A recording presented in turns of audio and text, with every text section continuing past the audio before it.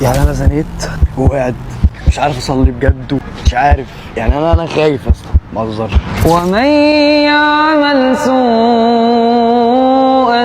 او يظلم نفسه ثم يستغفر الله يجد الله غفورا رحيما. بقول لكم يا رجاله في طلعه جامده النهارده،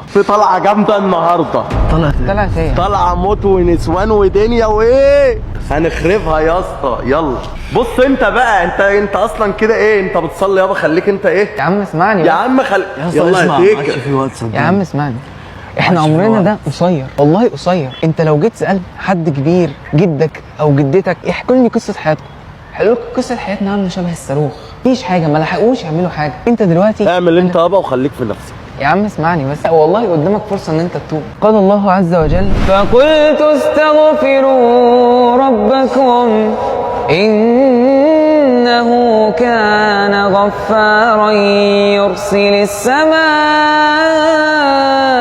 عليكم مدرارا ويمددكم بأموال وبنين ويجعل لكم جنات ويجعل لكم أنهارا.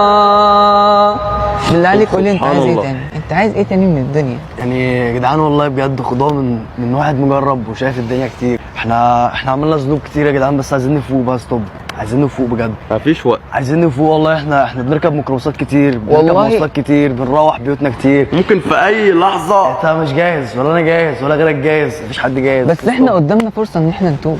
يعني الذنوب اللي هم عملوها دي مش هتتشال بس، لا دي كلها هتتحول لحسنات. مش يا رب. مصدقني؟ يا رب والله بجد. قال الله عز وجل: إلا من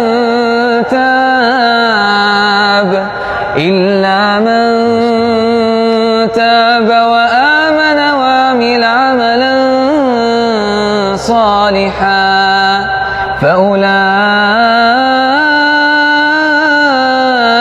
يبدل الله سيئاتهم حسنات وكان الله غفورا رحيما.